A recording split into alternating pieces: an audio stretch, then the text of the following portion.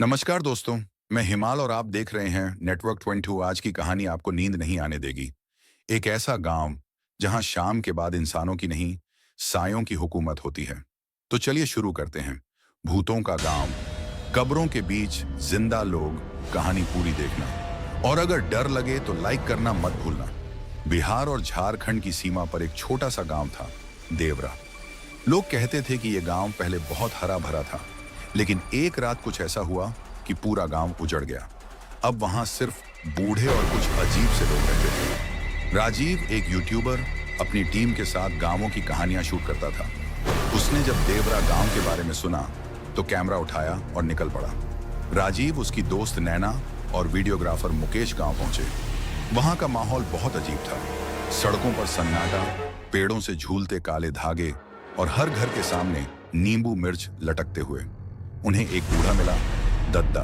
दद्दा ने कहा, साहब, सूरज ढलने से पहले निकल जाइए, यहाँ रात को इंसान नहीं रहते। राजीव को लगा ये सब अंधविश्वास है और वो ठहर गए। रात होते ही कैमरे में अजीब आवाजें रिकॉर्ड होने लगी, जैसे कोई औरत रो रही हो। नैना को ऐसा लगा जैसे कोई उसे देख रहा है। मुकेश को खेत में एक छोटी लड़की दिखी, बिना आंखों के।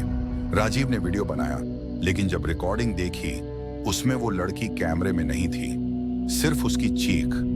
गांव के बीच में एक पुराना टूटा मंदिर था, जिसमें एक काले पत्थर की मूर्ति थी, नरसिंही देवी।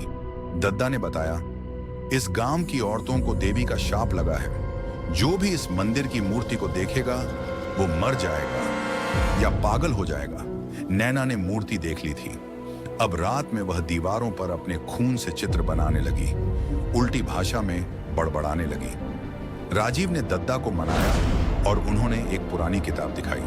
उसमें लिखा था कि 1912 में एक तांत्रिक घनश्याम बाबा ने गांव की 17 औरतों की बलि दी थी, देवी को प्रसन्न करने के लिए।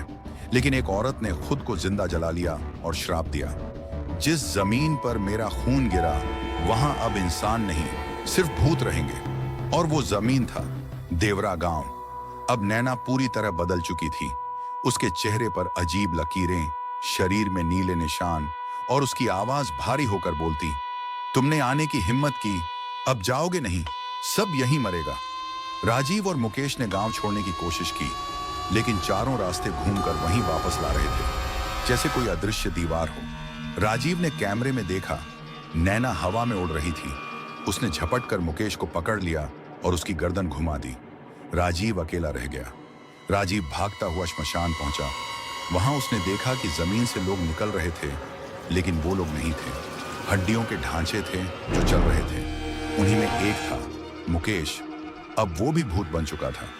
राजीव ने किताब में पढ़ा कि अगर नरसिंही देवी की मूर्ति को गंगा जल से धोया जाए और मंत्र पढ़े जाएं, तो श्राप खत्म हो सकता है।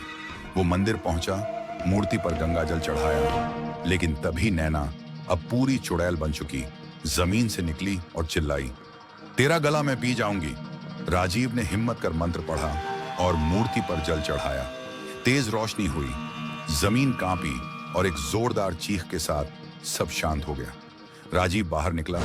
गांव अब उजला था, लोग सामान्य थे और कोई डर नहीं।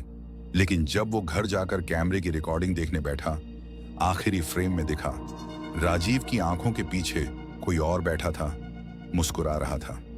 अगर आपको ये कहानी डरावनी लगी हो तो जरा लाइक बटन दबा दीजिए और ऐसी और कहानियों के लिए सब्सक्राइब करना मत भूलिए।